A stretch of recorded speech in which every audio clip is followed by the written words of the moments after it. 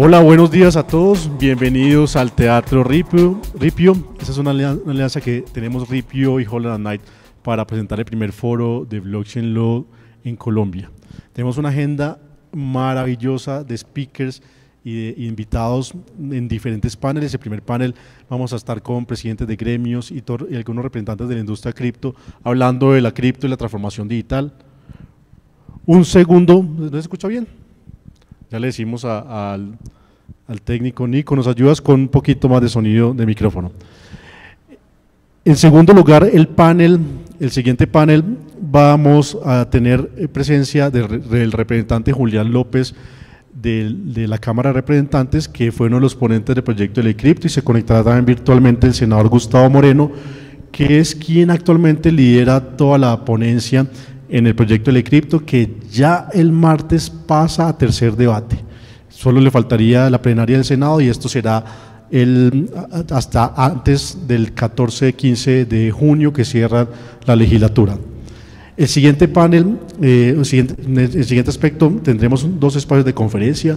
Tendremos uno de los socios de Holland & Knight conectados de los Estados Unidos, hablando de toda la regulación cripto allí, y también nos va a hablar de una experiencia maravillosa de cómo se dio la primera notificación con NFTs en los Estados Unidos, y es un caso totalmente maravilloso y que permite volver el mundo tal y como lo conocemos, el mundo jurídico, al mundo blockchain, y cómo eso puede volverse notificaciones directamente en las wallets, directamente en la cadena de bloques, directamente en las blockchains.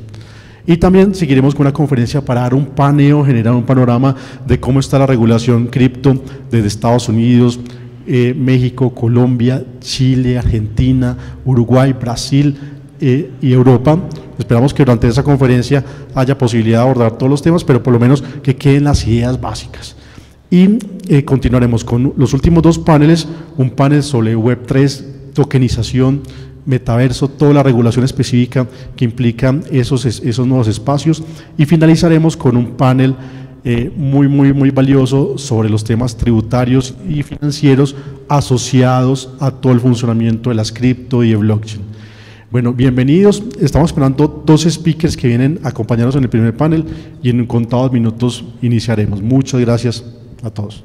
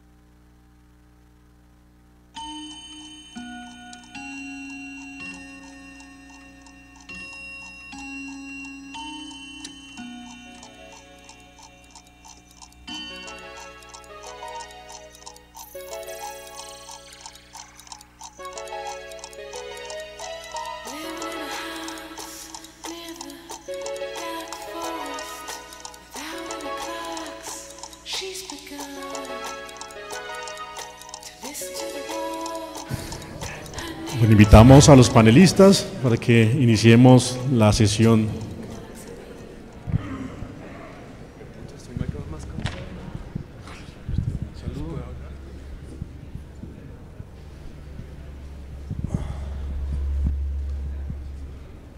Yo no sabía que era pinta corporativa. Es que somos abogados todos. No, está muy bien. ¿Sí cabemos? Sí, claro.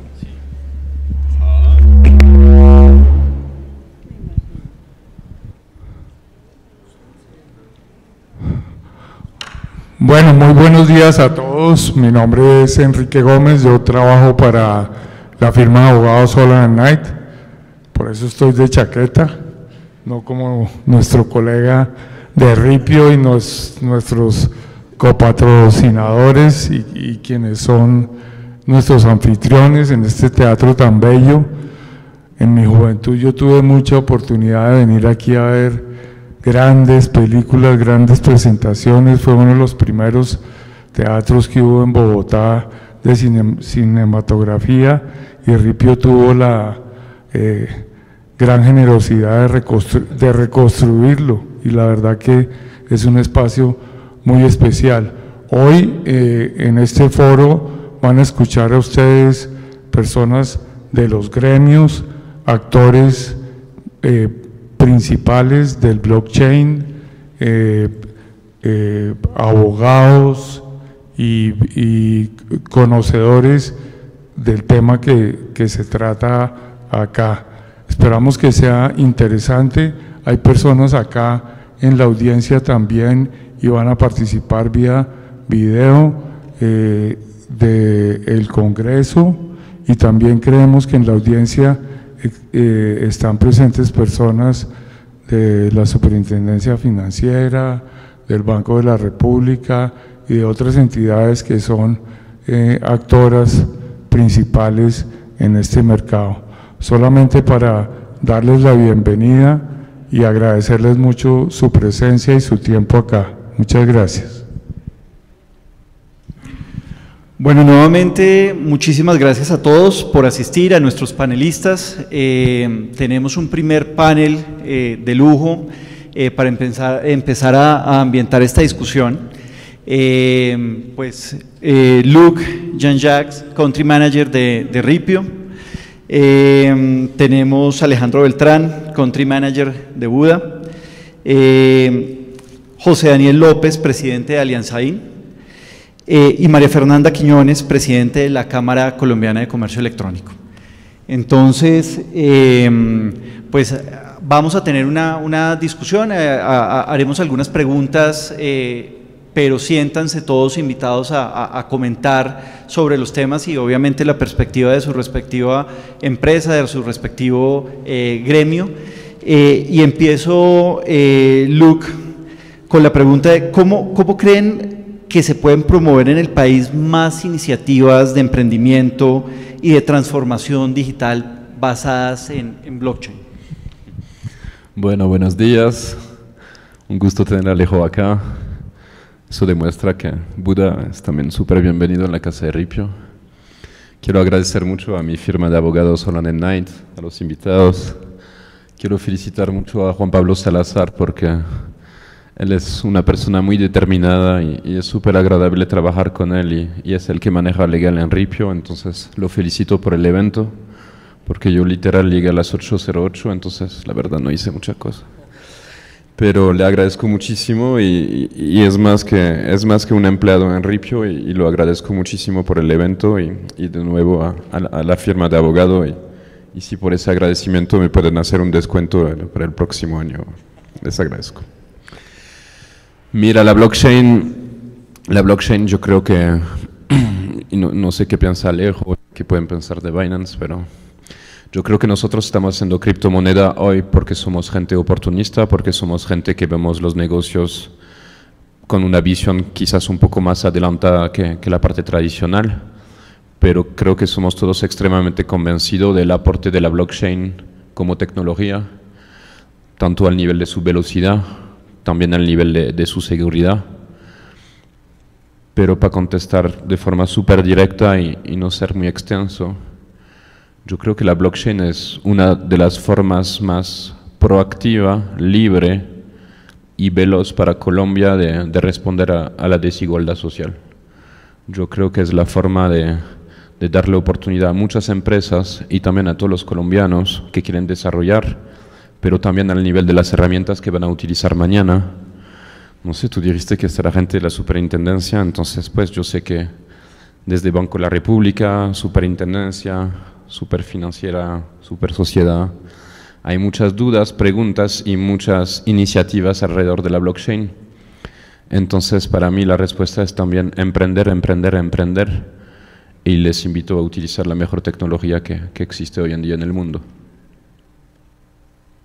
Bueno, aprovecho para darle la bienvenida a Juanita, directora de Relaciones Públicas de Binance, para completar este super panel. No sé si alguno quiera comentar algo más sobre estas oportunidades que puede tener la tecnología blockchain para lograr una mayor, nuevamente, inclusión, democratización, oportunidades y que además yo creo que sirve para ampliar ese concepto de la tecnología blockchain más allá de las criptomonedas como una herramienta bastante útil, no solamente para el desarrollo de Colombia, desarrollo empresarial, sino también, y aquí conecto con una pregunta que viene más adelante, pero cómo esto ayuda al Estado mismo. No sé, Juanita, si quieres comentar algo.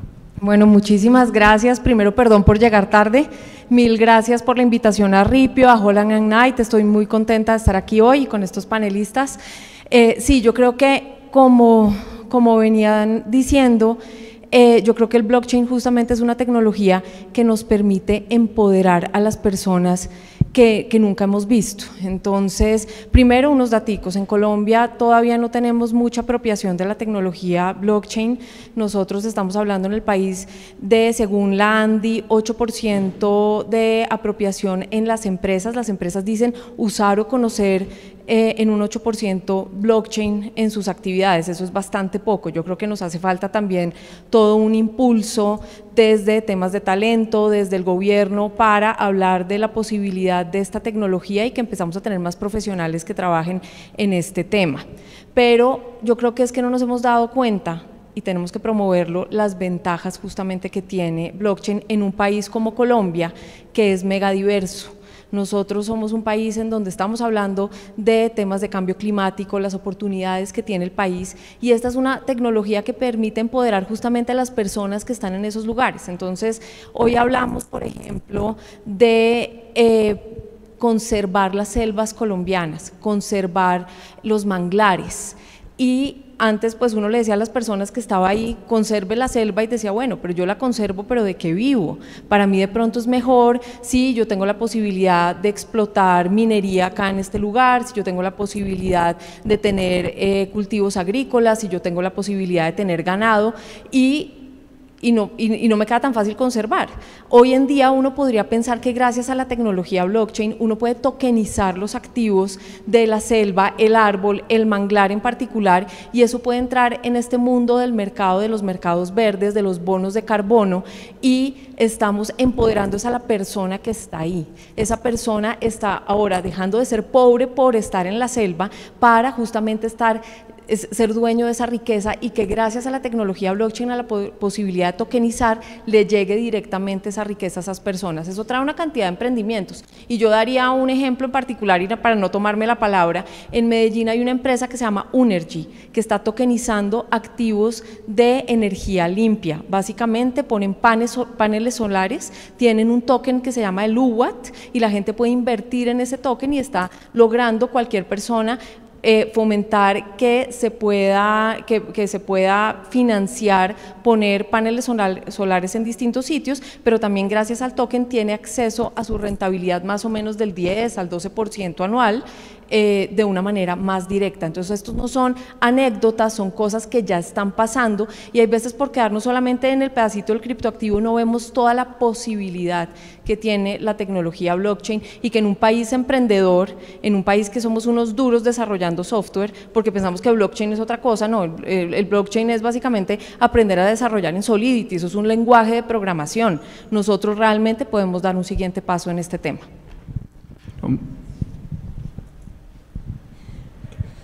Yo quisiera hacer como una reflexión en relación con los habilitadores esenciales, que creo que es un desafío importante para la adopción de estas tecnologías y en general de cualquier tecnología que impulse la transformación digital de estos emprendimientos y de las empresas. Y creo que sí es importante hacerlo porque es una problemática que está a la base de que se pueda dar una irrigación de este tipo de tecnologías o de cualquiera.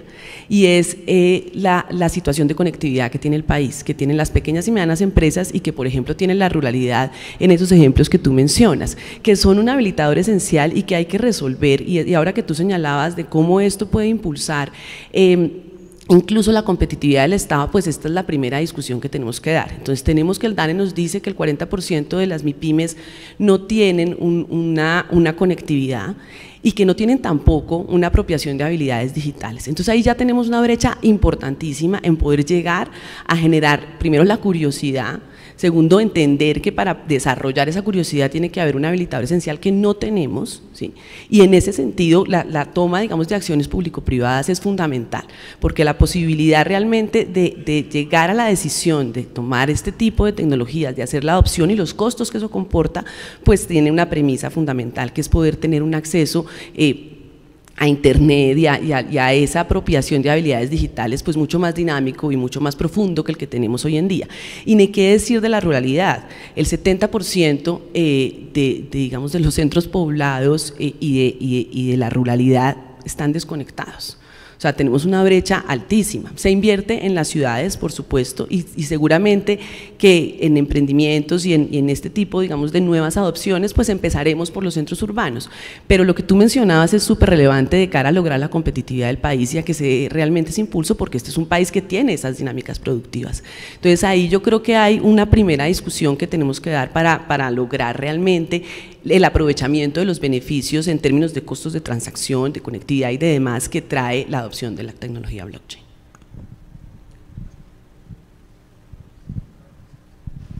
Ahí, bien, sí. Bueno, yo me voy un poco más filosófico y me voy parte a la esencia de por qué nace este concepto, ¿no? Todos pensamos que el concepto nace con Bitcoin, pero la verdad es una tesis de 1991, ¿cierto?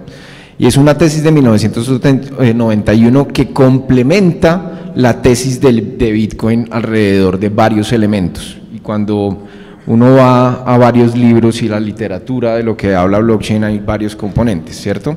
Primero, la tecnología permite habilitar la autenticidad e integridad de la información, ¿cierto? Y la disponibilidad de la misma. Es decir, hay un mecanismo transparente que permite dar auditabilidad y veeduría que los datos que reposan ahí son criptográficamente perfectos y que de alguna forma nosotros, teniendo el poder y el control de esos datos, podemos validar que una transacción o un valor o un dato es de nosotros. A partir de eso se da la posibilidad de desintermediar actividades alrededor de la blockchain, siendo un dato cualquier tipo de componente en ese sentido. Y lo otro es la red como incentivo. La red como incentivo, cuando hablan esta diferencia entre las blockchains o las redes públicas y las redes privadas, pues podríamos decir que una blockchain privada puede tener el mismo poder o la misma capacidad que un repositorio en Google Cloud o en Amazon Web Service, da lo mismo, ¿cierto?, que utilice elementos criptográficos que se disponen de la blockchain, es diferente, pero desde el aspecto filosófico la red como incentivo hace que cualquier computador se conecte a la red y pueda procesar y pueda disponer capacidad computacional. Por ende, la red como incentivo requiere de un token nativo, ¿cierto?, o de una moneda nativa cuyo incentivo hacia la persona que va a operar, pues obviamente se materializa en un intercambio de valor o en un valor que sea intercambiable en el futuro. Por ende, uno de los temas fundamentales que hay en este proceso de blockchain es la desintermediación de los procesos. Y eso ocurre con Internet desde que se materializa lo que conocemos como las World Wide Web, ¿cierto? En 1990 se da este primer inicio a la masificación de lo que conocemos como la Web 1. Y eso ha permitido desintermediar diferentes sectores, el conocimiento, el sistema de mensajería de datos. Hoy en día con Bitcoin también se desintermedia un poco el intercambio de valor en algunos procesos. Y hay algo fundamental que nunca se ha discutido en muchos de los espacios de blockchain, es la privacidad, ¿cierto? La privacidad de los datos. Cuando hablamos de Bitcoin, nunca hablamos de una invención sobre el dinero, hablamos de una invención sobre la confianza. Y al ser una inversión sobre la confianza es donde la tecnología y la matemática pura juega un rol fundamental para que cada día podamos desintermediar y hacer más eficiente la conexión entre personas, ya sea un valor monetario o cualquier tipo de valor, como lo que hoy está representando el arte, como lo que está representando también la tokenización de energías limpias, entre otros. El valor fundamental de blockchain es la desintermediación, la privacidad. Y hay algo muy importante que se está discutiendo hoy en día gracias a esta materialización del proceso de blockchain, es el Internet soberano, el Internet autosoberano, la identidad digital. Hoy en día la discusión filosófica de los seres humanos es por qué yo nací en un país y estoy obligado a ser parte de un país o establecerme en un país. Por ende, en ese sentido, la identidad digital a partir de tecnologías que criptográficamente son perfectas y que pueden circular a través del intercambio de información, puede ser algo fundamental en la discusión que va a haber en los próximos 10 años. Que eso ya se discute en las Naciones Unidas, ya se discute en diferentes espacios de cómo Internet genera identidad autosoberana, y ese es el valor fundamental de la blockchain en estos momentos. Pero sigue siendo fundamental la discusión de Bitcoin, no solo desde el eje financiero, está desde el eje político, desde el eje humano, desde el eje social. Hay una discusión fundamental en la cual Bitcoin, por lo menos para mí, sigue siendo el eje central de la discusión más allá de la blockchain. Sé que José Daniel quiere intervenir, pero aprovecho para ambientar con otra pregunta y también darle la bienvenida a Gabriel Santos, que se ha logrado conectar virtualmente aquí a través de Zoom. Entonces, bienvenido Gabriel. Y José Daniel, quisiera de pronto pasando a un siguiente punto, y es cómo la tecnología blockchain puede tener aplicación para el Estado. Y aquí conocemos que se han producido guías en años anteriores sobre cómo debe el gobierno y el Estado un poco hacer esa transición a la digitalización, pero ¿cómo ven desde Alianza IN ese impacto que puede tener la tecnología blockchain en el Estado? Bien, pues primero 1000 gracias por la invitación, un saludo a mis compañeros de panel, a Holland Knight, a Ripio, gracias por la invitación, a los presentes. A ver, yo quisiera empezar diciendo algo que no va a ser novedoso, porque de alguna manera lo mencionaba Juanita y lo mencionaba María Fernanda, y es que uno debiera entender que hay al menos dos mundos distintos cuando uno piensa el blockchain aplicado a realidades colombianas y más pensando en el Estado. Uno es cómo llegar a la ruralidad, cómo llegar a los territorios que tienen mayores déficits en términos de conectividad y en donde todavía el simple acceso a Internet sigue siendo un reto enorme. Y pues ahí sin duda la respuesta pasa por un desafío de conectividad enorme, que confiemos que siga avanzando, que este gobierno sepa construir sobre lo construido y que, digamos, y que podamos ver cada vez más a las poblaciones rurales conectadas a Internet. Pero el reto para esas zonas rurales no se agota en la conectividad. Se agota también, o pasa también más bien, por ver cómo activos que existen en esos territorios pueden ser potencializados y pueden entrar a nutrir esos ciclos económicos a través del blockchain. Lo mencionaba Juanita con un ejemplo poderoso, que es el ejemplo de cómo tokenizar los activos ambientales. Ahora digamos que un gran propósito no solo nacional sino mundial es el de la lucha contra el cambio climático y cómo se introducen incentivos para que estas comunidades o actores de la economía local en regiones con un altísimo valor ambiental se la jueguen por la preservación del medio ambiente. Creo que ahí hay un camino muy importante. Como también, incluso me llamó la atención un post que subía Juan Manuel Ramírez de Blue en estos días, en donde mostraba una respuesta del presidente Petro en campaña, diciendo que él creía que la generación de energía en la eólica en La Guajira podía utilizarse para actividades de minería en blockchain. Digamos, entiendo que poco ha pasado en este gobierno frente a ese tema, no sé si es La Guajira, no sé si es eso específicamente, pero sin duda a propósito del tema de transición energética, que en materia de generación ocurre principalmente en regiones apartadas, ahí hay un potencial enorme. Pero está la otra cara de la moneda, y la otra cara de la moneda son las grandes ciudades o ciudades intermedias en donde hay una vida cada vez más activa en materia de criptoactivos y en donde está ocurriendo algo muy complicado y que el Estado tiene la oportunidad de resolver en el término de meses.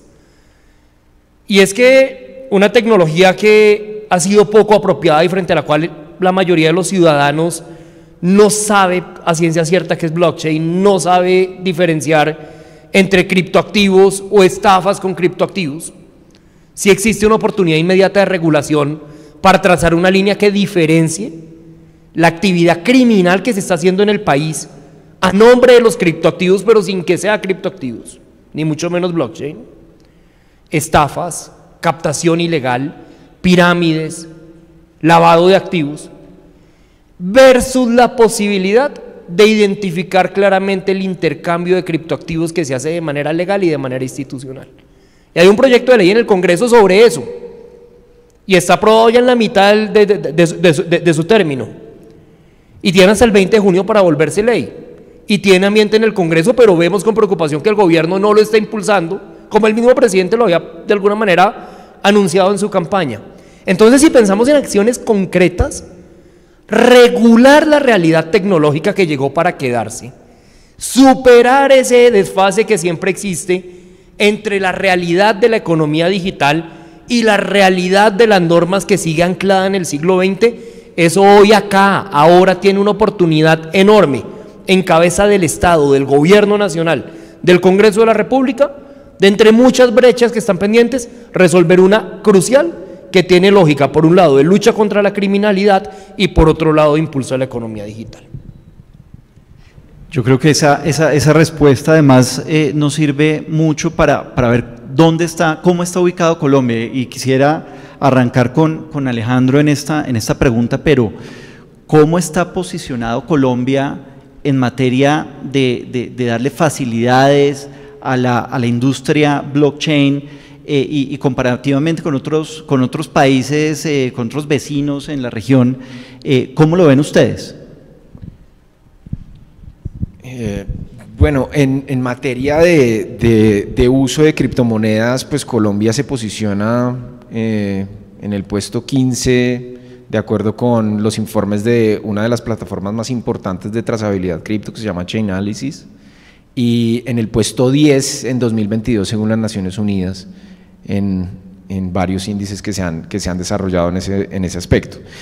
El uso y la adopción de criptomonedas tiene diferentes facetas, ¿no? Desde el uso de que las personas lo usen para hacer toda la parte de remesas, para hacer obviamente inversión, especulación, aprovechando arbitrajes entre mercados. Eso es lo que pasa con Bitcoin y varias de las criptomonedas que hoy en día tienen un potencial de uso. Sin embargo, como industria, todavía tenemos muchos vacíos alrededor de la interpretación de la normativa, siendo esta una normativa que hoy en día nos está aplicando. Cuando la gente dice que la industria no está regulada, creería que eso pasa a ser a segundo plano, pasa a un segundo plano desde hace mucho tiempo. Primero, pues porque los mecanismos de autorregulación de empresas como Buda.com y de todas las empresas que están acá, como Ripio y Binance, pues ya vienen dándose de forma, digamos, de forma voluntaria y con principios voluntarios, atendiendo estándares internacionales. El GAFI desde 2013 emite las recomendaciones en caso de este capítulo de lo que ellos llamaban las monedas virtuales, cambiaron obviamente a temas de criptomonedas, ya no lo ven tan virtual, y en ese sentido la normativa comienza a evolucionar. En la Superintendencia de Sociedades emite la circular externa el 24 de diciembre de 2020 y eso cambia un poco el panorama de cómo hoy en día las instituciones o la industria cripto comienza a generar obligaciones en carácter de prevención de delitos, en carácter tributario y en carácter de información a inteligencia financiera, ya que también existe la resolución 314 de 2021 que nos impone ya de forma obligada, ya somos sujetos obligados a reportar a las unidades de inteligencia financiera, tema que anteriormente lo hacíamos de forma voluntaria y que la industria está buscando. Pero la industria necesita de alguna forma una claridad jurídica de cara sobre todo a los servicios financieros, al acceso a los servicios financieros. Y eso pasa también con el ciudadano de a pie. El ciudadano de a pie tiene miedo a decir en su banco que está haciendo una operación con criptomonedas por miedo a que por discrecionalidad del banco bloqueen sin razón alguna de simplemente, oiga, estoy operando con criptomonedas y como usted está operando con criptomonedas, usted no es un cliente objetivo o simplemente yo no quiero asumir esos riesgos. Y eso pone de alguna forma que el mercado siga y continúe en la informalidad. La informalidad, ojo, no está asociada ni a la clandestinidad ni a los ilícitos, simplemente es que pasan las transacciones por el sistema financiero, el 95% de las operaciones pasan por el sistema financiero y el sistema financiero primero no tiene cómo controlarlos, ¿cierto? Y segundo, pues las personas también tienen derecho libre a poder realizar operaciones y de hecho todas las operaciones están monitoreadas, identificadas y controladas por quienes hacen parte de la industria, al igual que las operaciones y el monitoreo y control que hacen las entidades financieras vigiladas.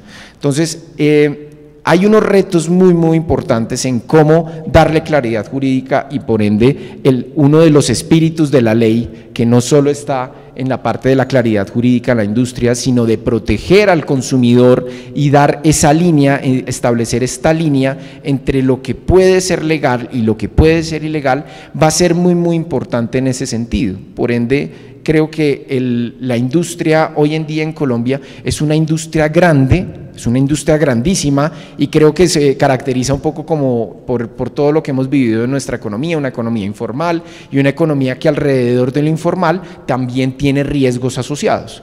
Y en esos riesgos asociados es donde tenemos que enfocarnos y articular esfuerzos entre las instituciones públicas y privadas para construir un proyecto que realmente no solo satisfaga a las partes, sino cumpla con esos requisitos de claridad jurídica y de protección al consumidor que quiere entrar al mundo de las criptomonedas, pero tiene asociado, y obviamente tenemos una cultura, un sistema jurídico que lo que está en la ley es lo que es y lo que no está en la ley es ilegal, pues mucha gente quiere entrar, pero aparentemente lo asocia toda la ilegalidad. Y creo que con la normativa podemos tener un esquema mucho más claro de industria y un fortalecimiento de cara a los consumidores que quieren entrar a las criptomonedas, pero que no tienen muchos mecanismos en ese sentido. Y otro elemento fundamental, y termino con esto, que me alargue un poco, es el tema educativo.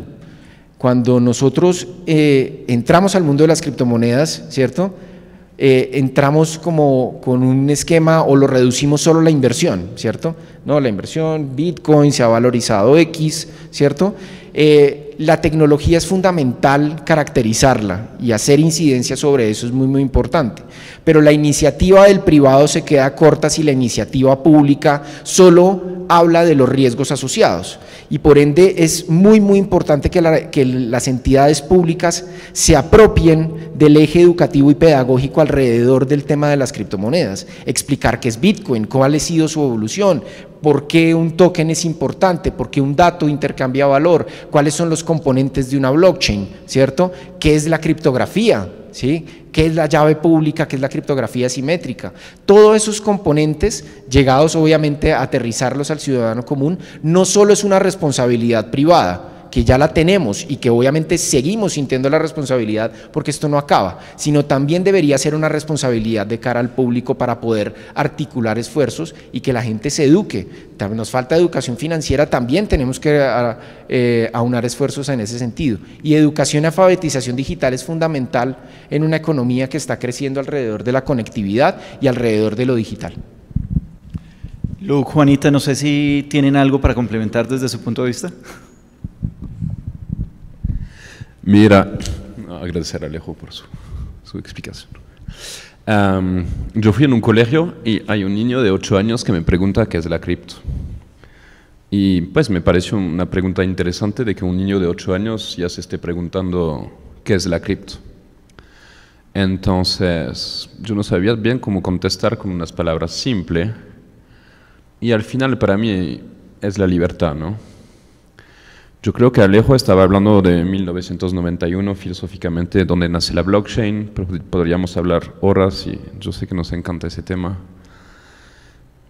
Pero hoy en día lo que representa la cripto no de un aspecto de uso, sino es supremamente interesante ver quién la está utilizando en Colombia. Dependiendo de los números, no sabemos bien, tenemos entre 6 a 8 millones de usuarios, depende cómo consideramos un usuario activo. Yo creo que de una empresa a otra no lo definamos de la misma forma. Exactamente como un Davivienda se pelea con Bancolombia para tener más clientes uno que el otro. Lo que sí me parece chévere es de ver que siempre estamos sentados acá juntos y de ver que tenemos un propósito compartido. Si tú ves al presidente de Binance, que me parece un visionario como el mío, como la gente de Buda, me parece que todos compartimos eso. Hoy, ¿quién transa criptomoneda? Y para mí es eso importante explicarlo. Son los estratos 1 a 3, un clúster grande de millones de usuarios que transa en promedio $17. ¿Qué significa eso? Gente que rechaza el sistema financiero. Alejo menciona la educación financiera. La educación financiera ha fracasado a 50% de la población colombiana. Ahorita estamos hablando del tema de blockchain, del tema que se tiene que desarrollar. La cripto está basada en la blockchain y la cripto está contestando la necesidad de millones de colombianos que no se reconocen en el sistema financiero tradicional. La educación financiera no está logrando, y los números los demuestran, las inversiones. Yo trabajo en el sector financiero, les puedo contar. Entonces, hay un clúster grande de millones de colombianos que ya lo están usando y que tenemos que juntar al sistema financiero tradicional con leyes, con normativa, pero más allá que definir en un papel, hay que ser proactivo en la metodología de trabajo en conjunto. Es decir, de la misma forma que Alejo menciona su ejemplo, que cualquier ciudadano pueda transar cripto sin tener miedo que su banco lo castigue. Lo segundo, que es un clúster que a mí me parece preocupante, que es un muy buen negocio para todos nosotros, que son las empresas.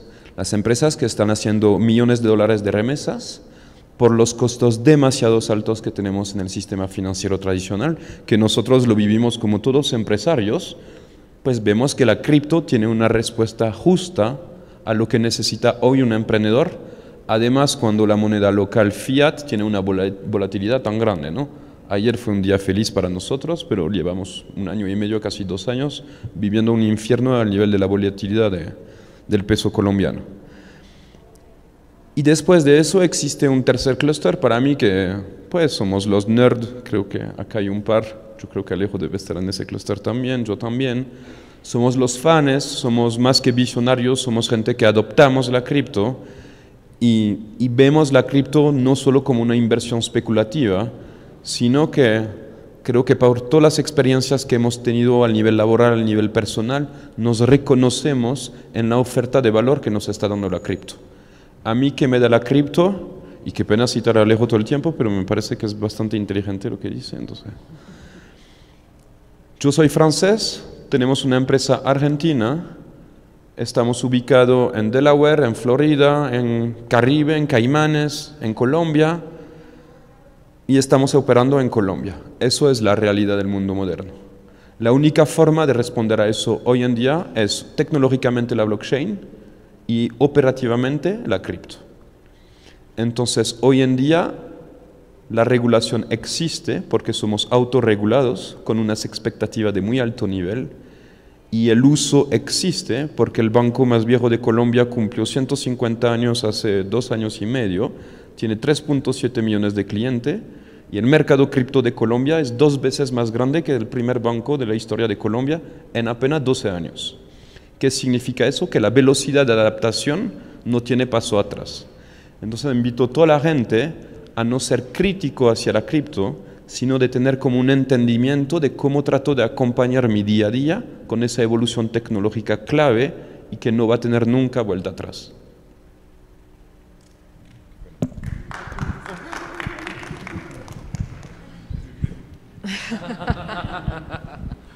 El comité de aplausos.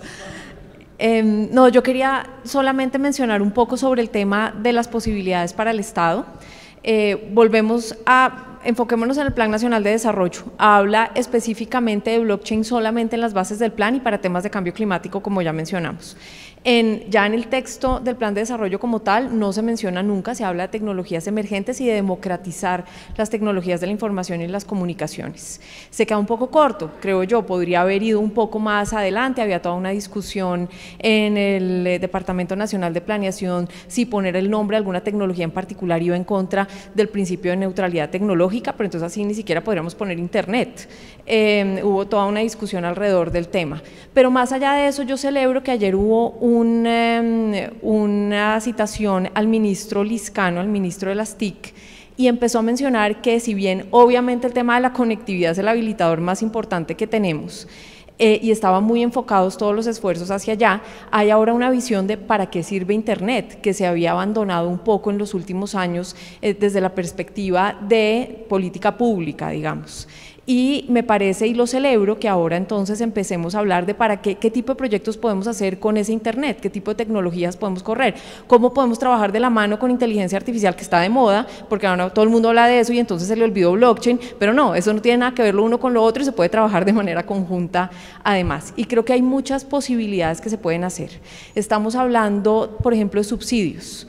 Queremos además mejorar la transparencia en la entrega de subsidios, pues el blockchain es perfecto para eso y además puede llegarle a la persona que es y entender también un poco mejor la población. Hace unos días supe de un caso en Tumaco en que a una señora en silla de ruedas le llegó un motor de lancha como apoyo, como parte de los subsidios que le dan. La señora está en silla de ruedas, la idea del subsidio no es mala, es promover y ayudarle a los pescadores de la zona, pero justamente esa no era la ayuda que tenía que recibir esa señora. Eso con blockchain se puede arreglar porque le llega de manera transparente, pero permite entender a quién le está llegando y mejorar también toda esa política.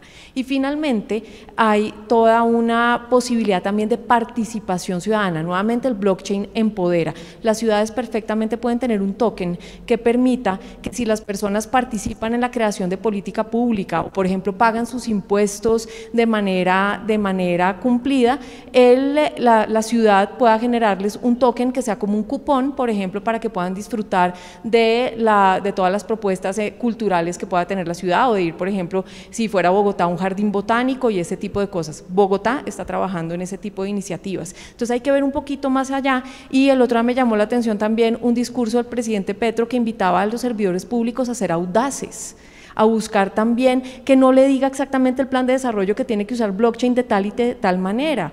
Eso ya está habilitado, eso se puede hacer y se pueden hacer pilotos.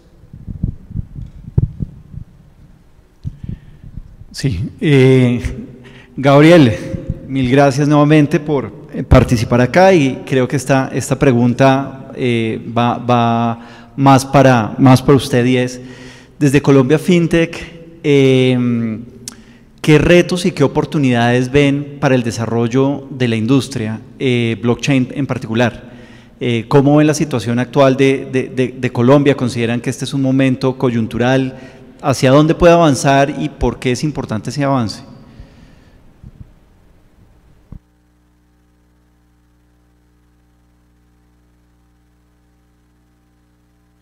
Bueno, muchas gracias. Perdón el pequeño delay que tenemos acá entre YouTube y la respuesta. Les agradezco primero inmensamente la oportunidad de invitarme y simplemente un comentario muy breve después de saludar a quienes están allá presentes, a Juanita, María Fernanda y a mis estimados colegas. Creo, Luke, si no me falla la perspectiva, la persona que tienes sentada a tu izquierda fue la primera persona que me dio a mí una oportunidad de trabajar.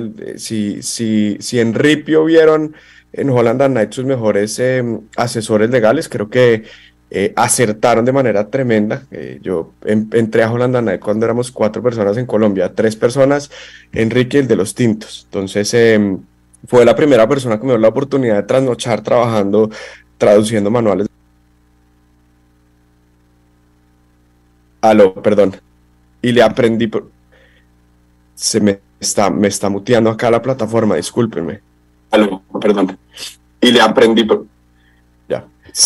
Entonces, bueno, pero yo creo que acá desde Colombia FinTech podemos decir un par de cosas esenciales. Lo primero es que el desarrollo de la tecnología cumple un factor principal dentro de todo el ecosistema FinTech. Y yo creo que nosotros miramos con la perspectiva de empoderar al ciudadano común en la toma de sus decisiones financieras y la provisión de servicios financieros competidos y competitivos. Y en esto tiene un papel de preeminencia el desarrollo del ecosistema de los criptoactivos. En Colombia hemos tenido, yo creo que un sector financiero, por un lado, poco competido. Luca hablaba un poco de eso con su experiencia habiendo pasado por el sector financiero tradicional, pero también casi que paternalista, ¿no? Desde el punto de vista de que esa escasez de competencia del sector financiero tradicional ha llevado a que no haya la necesidad de innovar y haya existido esa necesidad más bien de imponer con un poco de sabiondería al consumidor financiero qué es lo mejor para esa persona.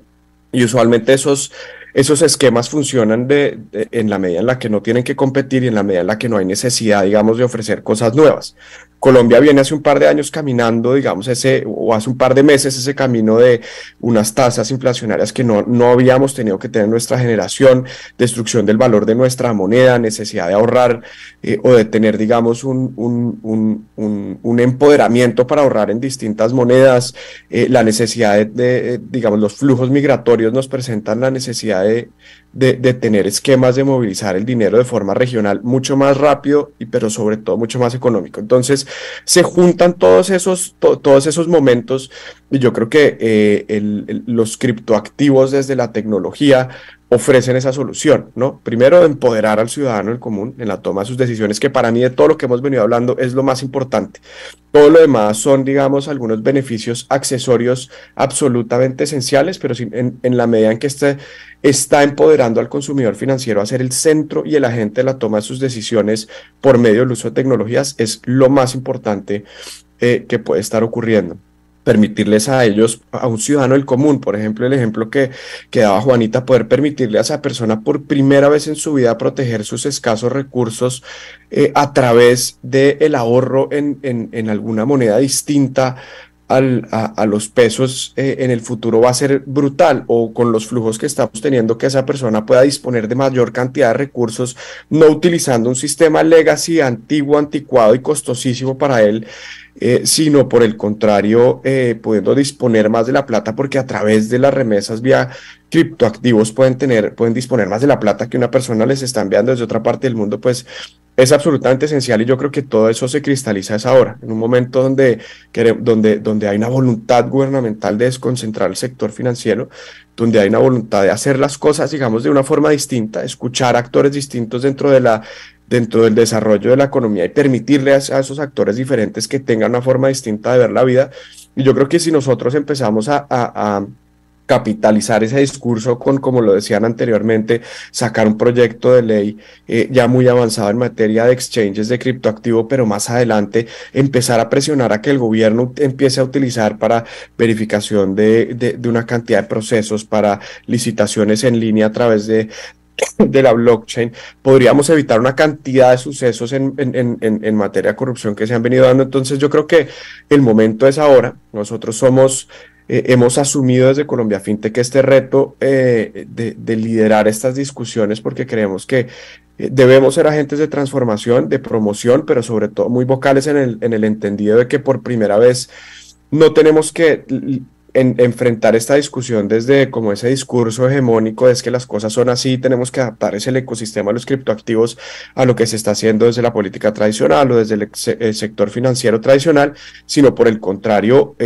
tuvimos esta discusión fantástica con Juanita y unos stakeholders de Colombia Fintech muy importantes diciendo: todo el mundo les va a decir que no, y está bien que les digan que no, esa es la forma de pensar del pasado. Estoy hablando un poco de funcionarios públicos con quienes nos reuníamos. Esta es la visión hegemónica que viene de muchos años de construcción y no tienen por qué entenderlo. Lo que tienen que hacer los funcionarios que están avanzando en estos temas es entender que esa forma se agotó y que ya ese no constante por miedo o por desconocimiento no tiene que ser el driver para tomar estas decisiones, ni tenemos nosotros como promotores del ecosistema que ajustarnos a esa forma de pensar, sino muy por el contrario, tenemos que forzar un cambio poquitico, forzar el brazo para que ellos puedan entender los beneficios de lo que se está viniendo. No sé si al principio se me alcanzó a escuchar, pero aprovecho a reiterarle un saludo inmenso al doctor Enrique, como les decía, la primera persona que me dio la oportunidad, el doctor Juan Carlos Valencia, que sé que debe estar por ahí en esta discusión, y a Martica, la señora de los tintos de Holland and Knight, con quienes trasnochábamos mucho cuando eran 5 personas en esa oficina.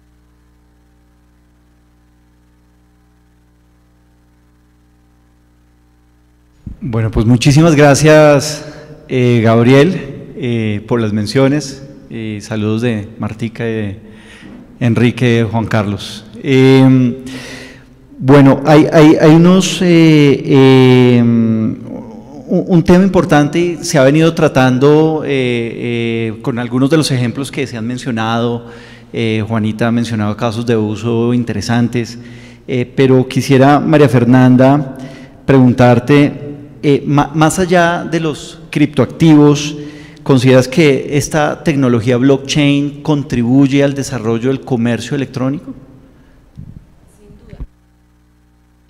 Sin duda, porque, y un poco como recogiendo lo que estamos planteando y las paradojas que nos establece, digamos, que esta discusión en relación con esta seguridad jurídica que está ausente, con este entendimiento y todas las ventajas que puede traer.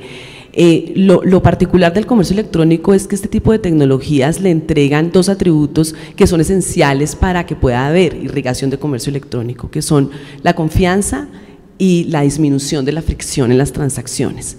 El comercio electrónico es una cadena de valor y lo que nosotros vemos, es decir, articula muchísimos eslabones y muchísimas industrias, ¿cierto?, para que una transacción digital sea posible y sobre todo sea satisfactoria, si genere, digamos, ese círculo virtuoso del retorno del cliente al ambiente digital.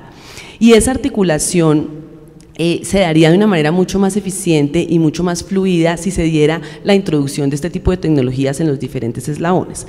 Entonces, superado, digamos, un poco la discusión de la conectividad, pero sobre todo de la apropiación tecnológica, que trasciende el tema de educación financiera, que por supuesto es fundamental, pero va mucho más allá, ¿no? Una educación hacia lo digital, hacia la apropiación de ese tipo de tecnologías, no solamente desde la perspectiva del consumidor, sino desde la perspectiva de la empresa. Vemos que hay muchas oportunidades en temas que, si se implementaran, darían una gran confianza al desarrollo del comercio electrónico. Entonces, la centralización, la administración y la verificación de datos podría generar optimización en los procesos de analytics para las empresas, o sea, de un entendimiento de cómo funciona el consumidor y cómo le entrega una oferta de valor mucho más asertiva, pero también de tranquilidad de lo que se está haciendo cuando se realizan las transacciones por parte del consumidor. O sea, habría como una doble eficiencia en la forma centralizada de la administración del dato que le permite tener una tranquilidad al consumidor de cómo va a recorrer esa cadena de valor. Eso se asocia, por ejemplo, también con el eslabón de pagos, que es un poco lo que mencionaba Gabriel y lo que hemos mencionado acá, de cómo se puede transmitir a través de esa ruta, de ese tipo de implementación tecnológica, una confianza en huellas indelebles que le permiten ver la trazabilidad de la transacción, asegurar que no hay suplantación, asegurar que no va a haber, digamos, manipulación de las transacciones, que realmente hay una ruta tranquila.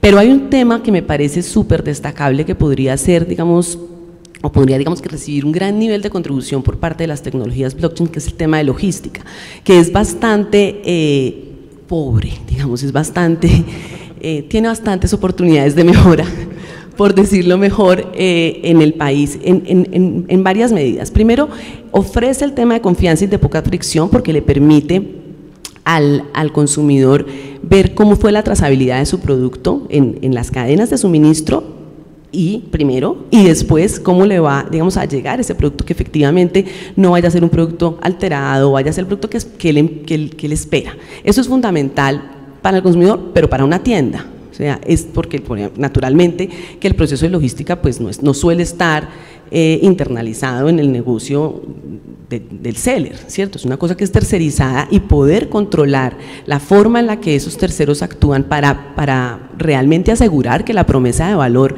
va a ser la que se dijo, la que la tienda dijo, porque es que es una cosa bien importante en el comercio electrónico. La tienda hace una promesa de valor, pero depende de muchos actores para que esa promesa de valor se cumpla, y la articulación con esos actores es fundamental, porque si esa promesa no se cumple, el consumidor no vuelve jamás. Entonces, poder generar una interacción con esos terceros muy sólida, muy verificable, pues va a hacer que el comercio electrónico genere esa onda de agua en términos de confianza, que es como tan relevante, ¿no? Entonces yo creo que en esas dos líneas en logística, pues es fundamental poder entender las bondades que este tipo, digamos, de tecnologías pueden entregar. ¿Qué me preocupa de cara, digamos, como a la interacción que se da entre los diferentes agentes que hacen este tipo de actividades, ¿cierto?, de comercio electrónico y que soportan la cadena de valor de comercio electrónico? Pues que no todas son grandes empresas. Entonces hay unas barreras para la adopción y la tercerización, lo hemos discutido mucho en el tema de la reforma laboral, pues es una forma de productividad muy importante para este país, ¿cierto? Estas pequeñas empresas prestan ese tipo de servicios en los diferentes eslabones de la cadena de valor, y poder pues enlazar con ellas interacciones tecnológicas de esta naturaleza, pues hace mucho más eficiente la cadena de valor. Pero ahí hay una barrera para las chiquitas.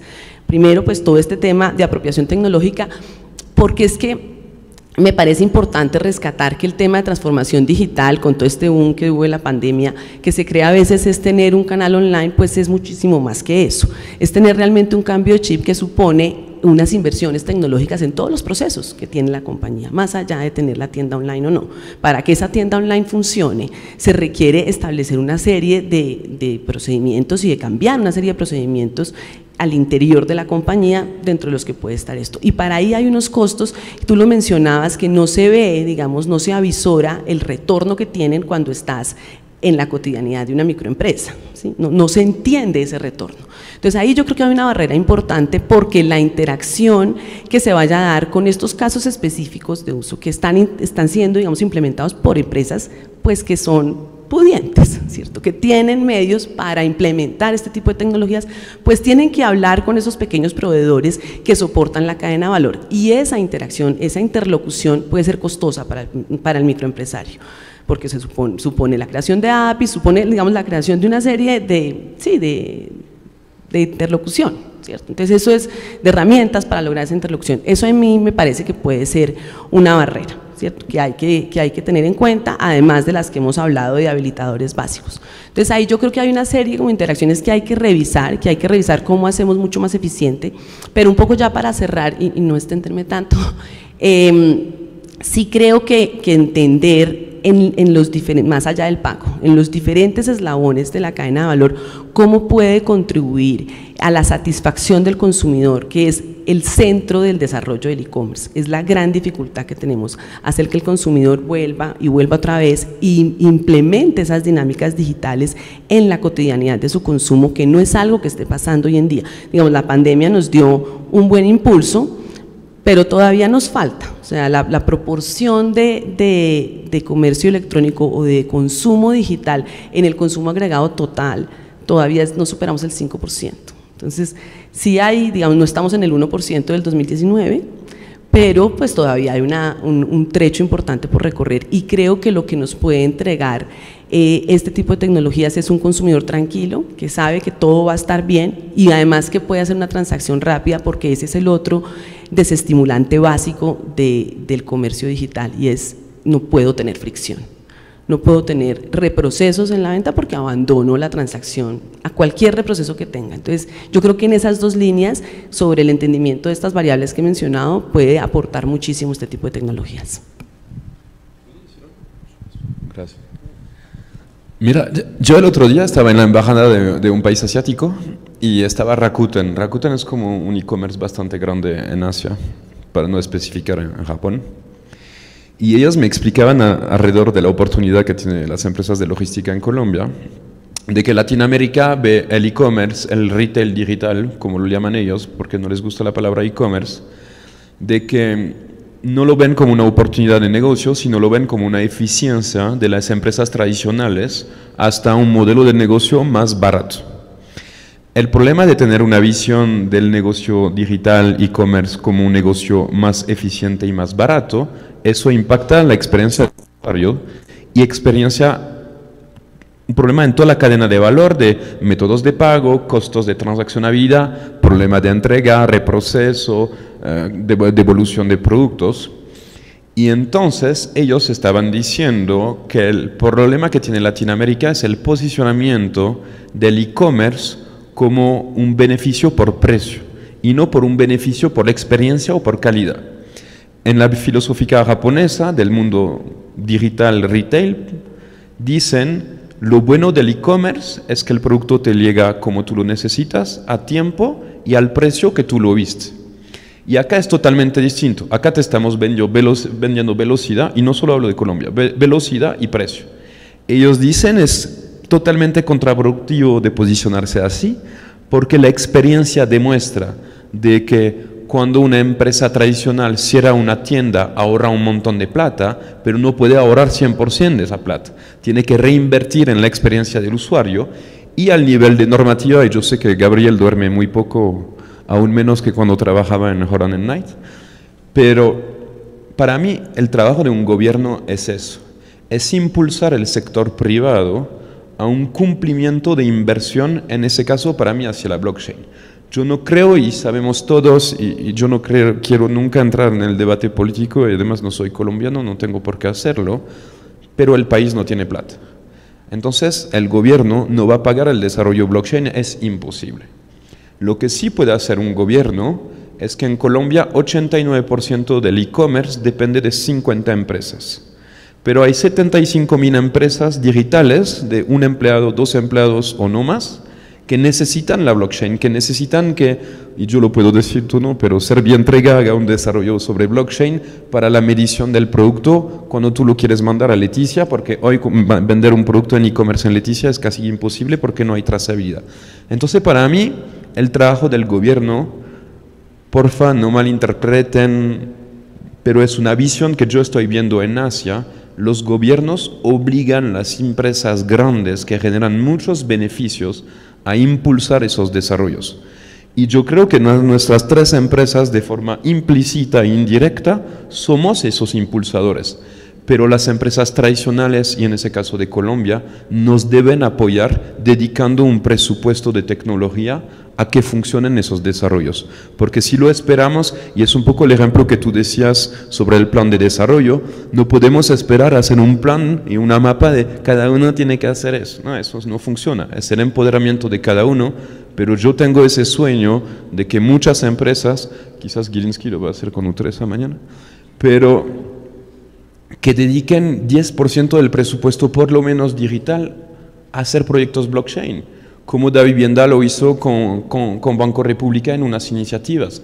Pero la masificación y la responsabilización y el crecimiento del digital sí o sí va a pasar por esas inversiones que yo les aseguro no puede pasar por el gobierno porque no pueden. Y no queremos más impuestos tampoco. Entonces. Muy importante y se conecta con la siguiente pregunta, Luke, es aquí va para los 3 gremios, digamos.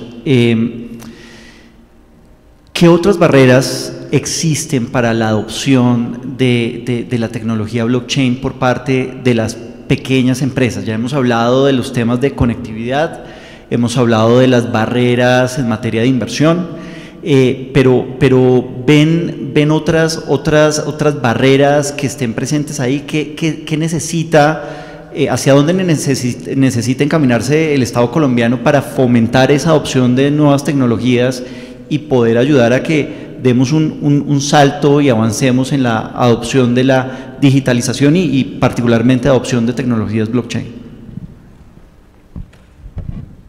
Bien. Hola. Listo. A ver, primero, reconozco que en el Plan Nacional de Desarrollo que se acaba de sancionar hay unos temas que son relevantes para el mundo digital. Eso seguramente Gabriel lo puede contar mejor que yo. Por ejemplo, en el tema de Open Finance y de Open Data, se dieron pasos que eran necesarios, que de golpe podían ser un poco más potentes, pero creo que lo que se logró ahí, lo que el gobierno y el Congreso dejaron ahí es importante, pero también es verdad que el Plan Nacional de Desarrollo dejó perder oportunidades en otros ámbitos de la economía digital, entre ellos el tema del blockchain. Lo mencionaba Juanita ahora. En las bases se contempla la oportunidad, en las bases, digamos, son como el documento diagnóstico que justifica o motiva el plan de desarrollo. Se hablaba de la posibilidad de utilizar blockchain para temas de conservación ambiental y de cambio climático, pero en lo que importa, en la carne, que es el articulado, no quedó nada. Entonces, como que el gobierno termina diciendo, oiga, sería chévere hacer esto, pero no termina tomando ninguna medida específica orientada hacia ese fin. Por ejemplo, qué potente habría sido, lo decía Juanita también, aprovechar el plan de desarrollo para que tecnologías emergentes como blockchain sirvieran para la asignación de subsidios que en muchos casos son malversados o en muchos casos no llegan a quien tienen que llegar o en muchos casos se distribuyen con distintas ineficiencias.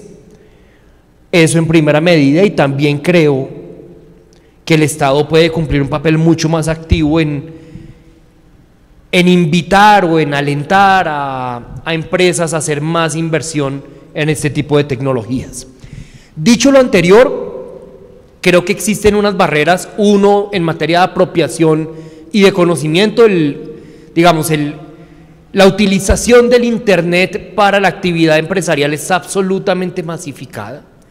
El comercio electrónico ha crecido en escalas bastante, pero la apropiación por parte de pequeñas, medianas e incluso grandes empresas de tecnologías blockchain sigue estando ahí. Sin duda el gobierno puede cumplir un papel, pero creo que también es un tema, digamos, en donde puede cabernos algo de autocrítica y de preguntas de puertas para adentro en los gremios y en las propias empresas sobre qué estamos haciendo para animar la apropiación de este tipo de tecnologías. Y finalmente también creo que es muy importante que Colombia, en esfuerzos público-privados, avance en la formación de más desarrolladores, de más programadores, de más talento especializado en blockchain.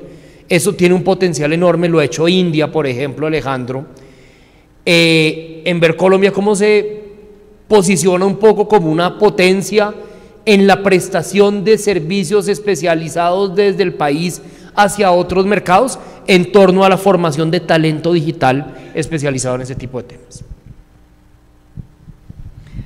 A mí me parece que respecto, además de lo que hemos venido mencionando, respecto de las pequeñas empresas, a mí, hay algo, perdón, me encanta. Respecto, además de lo que hemos venido mencionando,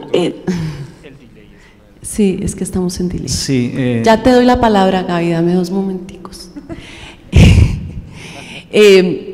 Es el tema de cómo las empresas dimensionan los riesgos que están asociados a la implementación de este tipo de tecnologías. Que creo es algo que sí es un poco tarea de esta industria, es una tarea, por supuesto, yo creería que gremial, de esfuerzos mancomunados y de los líderes de la industria que están impulsando la apropiación de este tipo de tecnologías. Para las empresas pequeñas y medianas, lo veo yo todos los días en la Cámara, digamos, tenemos herramientas de educación para la apropiación tecnológica a través de comercio electrónico y transmitimos esto que les cuento de cómo es la cadena de valor, de todo lo que está asociado en términos de protección del consumidor, de protección de datos personales, y para las empresas la medición de esos riesgos tiene una gran complejidad. Entonces, cuando se presenta la adopción de este tipo de nueva tecnología, de adopción de nuevas tecnologías, esa complejidad pues sube un escalón o 2 o 3. Entonces, ¿cómo generar una sensibilización ante la forma en la que voy a gestionar los riesgos de los datos que van a estar centralizados o cómo el anonimato me va o no me va a afectar. Ese tipo de cosas yo creo que es una barrera de apropiación, de conocimiento que inhibe a las empresas y que tal vez poder generar un despliegue de entendimiento adecuado a los riesgos asociados a esta nueva adopción de tecnologías va a hacer que ellas se decidan un poco a dar el salto bajo esta, digamos, ruta de condiciones habilitantes, pero creo que ese entendimiento de los riesgos es algo pues que evidentemente para ellas se traduce inmediatamente en que puede resultar siendo un costo, ¿sí? Y eso creo que es muy importante revisarlo, explicarlo, bajarlo como a un lenguaje que para ellas sea fácilmente gestionable. Eso es fundamental porque le va a impactar, digamos, en su cotidiano PIG, ¿no? Que es algo que miran todo el tiempo cuando van a hacer alguna apropiación tecnológica. Adelante, Gabriel.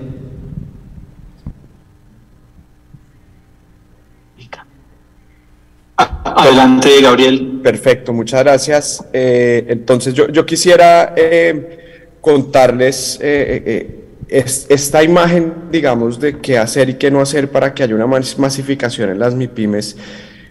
Yo creo que podemos mirar el espejo de algo que se trató de hacer en una industria dentro del ecosistema fintech que no necesariamente salió muy bien.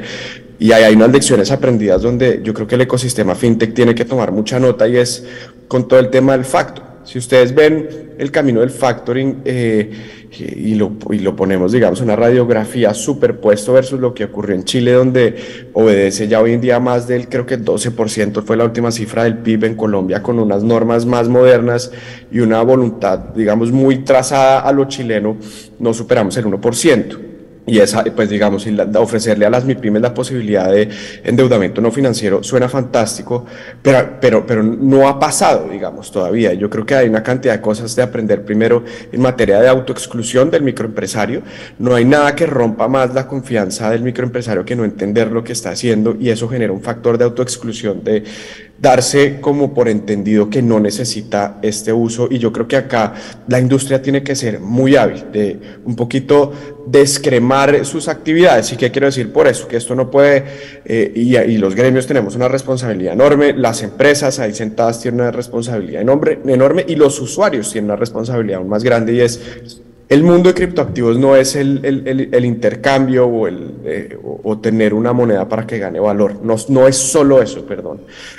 Entonces, en la medida que nosotros podamos hablar de los otros usos de los desarrollos tecnológicos y ofrecerle ese beneficio a una microempresa en el sur de Bogotá, va a ser fantástico. Ya que hago referencia, digamos, acá, por ejemplo, como se estaba mencionando anteriormente por María Fernanda, el tema de pagos.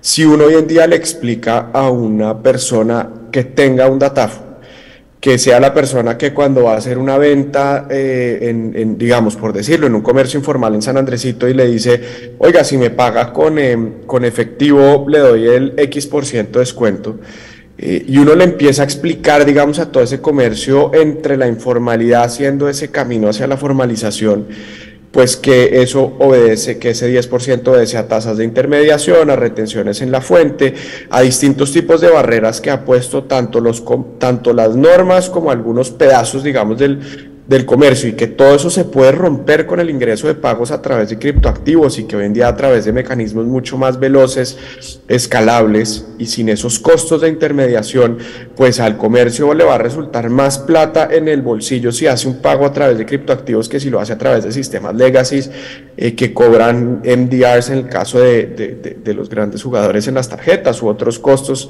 ahí por detrás. Pues masificar el conocimiento de esos beneficios va a hacer que haya una adopción masiva de estos sistemas, ¿no? Y acá es importantísimo tener en cuenta cómo el Estado lidera con ejemplo y cuál debe ser el papel del Estado en esta adopción masiva. Y esto es importantísimo también para la adopción de la tecnología. Y termino con un ejemplo muy breve, cogiéndole un poco la idea a lo que decía mi estimado colega y amigo José Daniel, a quien saludo atentamente muy desde arriba de él. Pero es cuando el Estado empezó a distribuir los subsidios por medio de transferencias digitales, si se quiere, cambió el uso del efectivo en la ciudadanía, en las poblaciones de la Colombia rural dispersa. El Estado lideraba la lucha contra el efectivo desde uno de sus agentes más importantes, que era la distribución de subsidios, y ya no se entregaba como otrora a través de sobres en plata haciendo filas a través del Banco Agrario, digamos, estamos un poco quizás retornando a esa lógica, pero ya no se entregaba como antes, sino desde la pandemia se empezó a entregar a través de billeteras digitales, etcétera, y eso cambió el relacionamiento con el dinero para los colombianos más vulnerables. Entonces yo creo que acá el Estado tiene que liderar con ejemplo también de permitir esos pagos de impuestos, pagos de distintos relacionamientos con el Estado, reducir barreras y liderar también pagos a través de criptoactivos para que haya una adopción masiva por parte del comercio. Bueno, yo tengo una versión o una visión menos institucional, y es que pues con la tecnología no necesitamos que el gobierno nos diga, oiga, dígame qué puedo hacer y qué no puedo hacer, porque es que al final la tecnología está a disposición para resolver un problema de la humanidad, y a eso está este tema de blockchain y cómo se ha testeado blockchain en diferentes aspectos, desde las cadenas de suministro, por ejemplo, ejemplos como Argentina en la cadena de suministro de la carne, en la cadena de suministro de los vinos, también un poco replicando este proceso, y ya en Colombia ya se han hecho diferentes esfuerzos, inclusive desde las entidades públicas. En el Ministerio de Comercio se desarrolló un registro de importaciones y exportaciones usando un nodo de Quorum Consensus de la red de Ethereum, no privado, pero al final un nodo que usa la tecnología para poder darle auditabilidad y trazabilidad a todos los procesos de registro.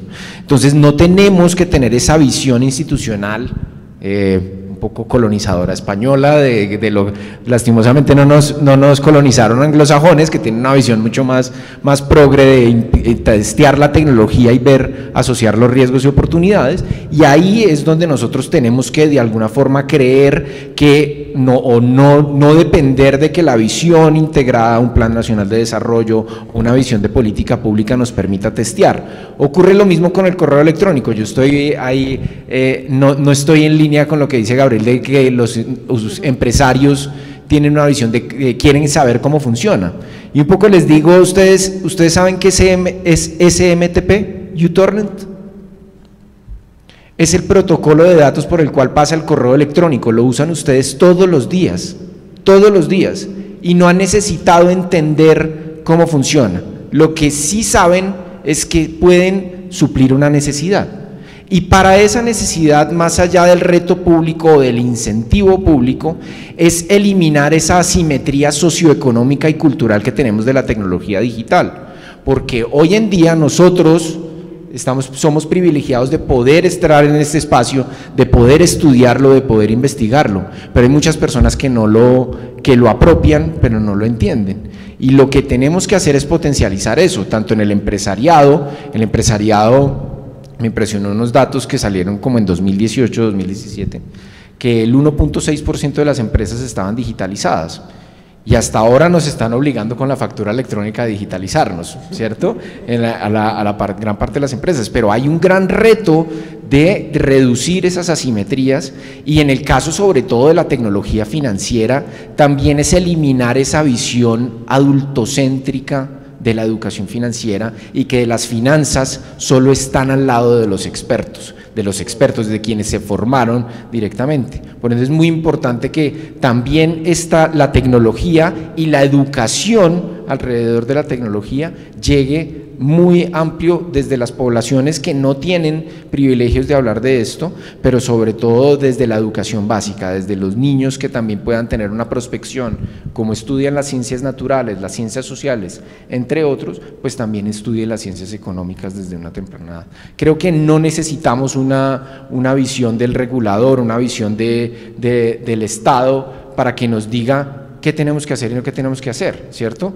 Hay unos retos asociados, ¿cierto? Hacia dónde o qué actividad tenemos que hacer con la tecnología. Cuando hacemos una actividad relacionada, pues evidentemente tenemos que guiarnos por lo que dice la ley. Sin embargo, usar la tecnología y testearla es una gran oportunidad que tenemos hoy, y que tenemos que comenzar a proyectarla hacia un uso mucho más masivo que el que tenemos hoy. Bueno, pues muchísimas gracias. Yo creo que ha estado muy interesante esta conversación. Hemos tocado varios temas y creo que el mensaje final es esto, pues no se detiene, los casos de usos cada vez son más grandes, que abarcan pagos, que abarca entrega de subsidios, que ayuda a combatir corrupción, que ayuda a ser más eficiente, y al final no tenemos que volvernos todos unos expertos en tecnología blockchain para poder beneficiarnos de estos casos de uso. Me han pedido un espacio para hacer unas preguntas, sé que hay algunas preguntas por parte del público, y con esto cerraríamos este panel porque pues sé que nos podríamos quedar aquí hablando toda la mañana. María Fernanda desafortunadamente nos tiene que abandonar, pero nuevamente gracias por acompañarnos en este espacio.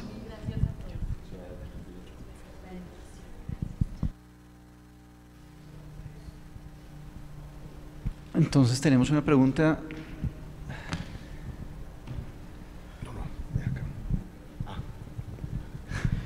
Buenos días. En Colombia, a pesar de que se ha venido desarrollando pues un proceso largo para hacer una transición a la bancarización, pues no se ha logrado como pasar ese umbral como del 60% para que la gente esté totalmente bancarizada. ¿Cuál sería la forma más efectiva para hacer esa transición de la banca a la cripto, por ejemplo, o incluso pues del efectivo a la cripto? Porque digamos que la cripto todavía sigue siendo como un tema para el consumidor más especializado, ¿no? ¿Quién quiere tomarla?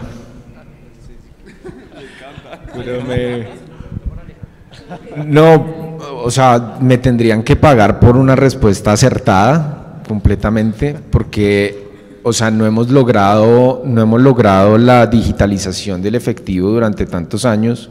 Eso responde también a lo que he dicho un poco, a la asimetría socioeconómica y cultural que vivimos. Esto no responde, obviamente, también a una carga impositiva por parte de las transacciones financieras que desestimula de alguna forma el intercambio electrónico de valor, pero al final tenemos unos retos que ocurren dentro de la informalidad de la economía. Tenemos una economía que llega casi al 60% de la informalidad, tenemos efectivamente unos canales y una capacidad de atención de la banca que no cubre todas las disposiciones de atención a poblaciones y regiones donde no se llega, que hoy en día las fintech vienen a traer esa propuesta de digitalización, pero las fintech también tienen un reto de conectividad, tienen un reto de alfabetización digital, porque inclusive cuando hablamos de cripto, hablamos de dinero, digamos, en el caso de Bitcoin, en criptomoneda, porque efectivamente hay otros casos de criptoactivos, pero cuando hablamos de Bitcoin hablamos de dinero, ¿cierto? Y cuando uno llega a decirles, a preguntar a una persona cuáles son las 3 funciones del dinero, no saben ni siquiera cuáles son las 3 funciones del dinero.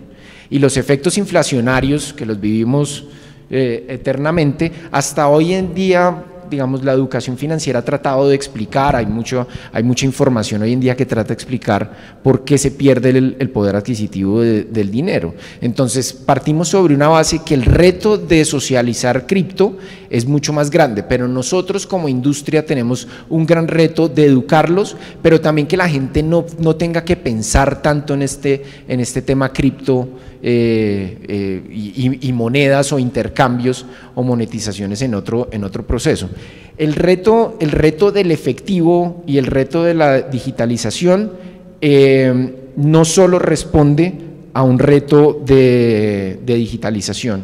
La digitalización ya viene avanzando de forma acelerada y son muchas las opciones que hoy en día se tienen en materia de inclusión financiera.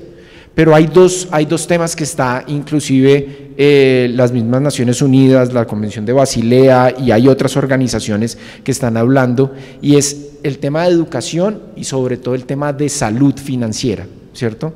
Cuando hablamos de salud financiera el negocio bancario es un negocio netamente comercial, pero la salud financiera viene a crear una relación de largo plazo con los usuarios, con los clientes, y a partir de eso es cómo cuidan sus finanzas.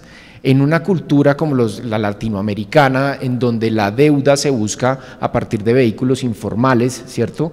Como el crédito gota a gota, entre otros, el reto realmente del privado, en este caso del sector financiero y de nosotros en esta respuesta un poquito a esta dimensión, es poder integrar educación y salud financiera, pero sobre todo darle la visión al ciudadano de que su negocio tiene la posibilidad de escalar sin depender de la estructura y de la carga regulatoria de la banca. Les doy dos ejemplos muy bonitos que he tratado. Hay un señor que se llama Jimmy Arley Escobar, es un vendedor de plátanos con queso en Armenia. El señor tomó la decisión, alguien le comentó sobre las billeteras, las wallets de Bitcoin, y comenzó a aceptar Bitcoins como medio de pago, atendiendo a una población turista que le permitía hacer esos pagos a través de Lightning Network, una tecnología de segunda capa de la red de Bitcoin que es inmediata y a una fracción de costo. Este personaje pues aumentó sus ventas y hoy en día tiene la posibilidad de atender personajes o ciudadanos que no son locales, sino tiene pues la posibilidad de atender a personas que hoy en día podrían tener una tarjeta de crédito que él no puede poner en un sistema POS y que con Bitcoin lo puede resolver, ¿cierto? Otro es una empresa, es un amigo español que se llama Íñigo Molero, que tiene una empresa que se llama Ethic Hub, que ayuda a caficultores, a pequeños caficultores de regiones de Centroamérica y también en Colombia, para generar una oferta exportable de sus pequeños cultivos de café, pero que pueda generar una oferta exportable con un pago inmediato. Y usa los canales cripto para poder enviar ese café que tiene el nombre del caficultor y que para muchos de los europeos resulta ser significativo, pues porque son los primeros consumidores, son los que exportan pues el café de primera calidad, y es muy bonito porque permite desintermediar el proceso y generar una oferta exportable en la economía popular, algo que se está hablando mucho desde el gobierno, y es como Bitcoin hoy en día hace parte de esa ecuación de la economía popular. Por ende, podemos tener muchos retos a la respuesta del efectivo y de cripto. Pasarán muchos años, pasó más de 30 años y más de 40 años para masificar el correo electrónico. Hoy en día, para masificar el efectivo y digitalizarlo sigue siendo un reto, y pasarán todavía muchos años para poder formalizarlo, pero es un reto tanto del privado como del público incentivar esto, desde, obviamente que tenemos el impuesto antitécnico más extraño del mundo, que es el gravamen al movimiento financiero, ¿cierto? Que ese es uno de los grandes retos que inclusive la misma banca lo demanda, porque la misma banca pues puede atraer esa masa crítica de las transacciones, incentivándolos a través de transacciones gratuitas, las billeteras digitales, está acá DaviPlata, está Nequi, están todas estas billeteras digitales que han promovido la inclusión financiera, pero que todavía sigue siendo un reto alrededor del efectivo. Pero el efectivo tiene algo filosóficamente muy interesante, y es algo que yo he discutido mucho con Juanita, y es el tema de la privacidad y el anonimato. Y la privacidad es un valor fundamental en la era digital, y creo que mucha gente ha entendido que el valor de la privacidad es fundamental tanto en la información que uno pone en sus redes como en el dinero. Entonces hay una discusión muy grande frente a eso. Yo creo que quien le dé la respuesta inmediata le tiene que pagar o lo engaña, porque todavía tenemos un reto muy importante. Pero lo importante es la educación y salud financiera para promover esos espacios. ¿Tenemos tiempo para preguntas adicionales? ¿Cómo estamos? Bueno, yo creo que seguramente hay preguntas adicionales. Por tema de agenda no podemos continuar. Los invitamos a que obviamente las hagan llegar a los panelistas, y pues encantados todos de poder seguir comentando. Luke. Muchas gracias. Les voy a pedir un favor, quieren que dan muchos aplausos a Juan Pablo de mi equipo que organiza todo eso. Además los va a despertar. Te quiero muchísimo, tú eres un crack. Gracias por todo. Y agradecer a Holland Knight, Juanita, Alejo. Un gusto conocerte. Muchas gracias a todos. Bienvenido en su casa. Gabriel, qué pena. Es que Gabriel parece estar en Cancún, ¿no? Como de vacaciones. Qué calor. Yo lo veo con calor. Bueno, nuevamente muchas gracias, los invitamos a continuar con este foro, viene un tema muy interesante sobre el proyecto. Me extraña, estoy en Palm Springs, pero con mucho trabajo y madrugando mucho. Bueno, muchas gracias a todos, los invitamos a un coffee break. En la parte lateral del teatro encontrarán la zona de café y la zona de snacks. Muchas gracias. Volvemos en 10 minutos.